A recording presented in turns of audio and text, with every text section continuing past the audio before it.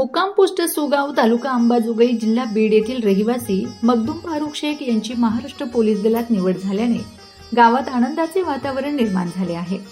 अत्यंत हालाखीच्या परिस्थितीत शिक्षण घेत त्यांनी अथक परिश्रम, जिद्द आणि चिकाटीच्या जोरावर हे यश संपादन केले आहे. यांचे कुटुंब आर्थिकदृष्ट्या साधारण परिस्थितीचे असून वडील सालगडी आणि आईने शेतात मजुरी करून मुलाला आर्थिक पाठबळ दिले.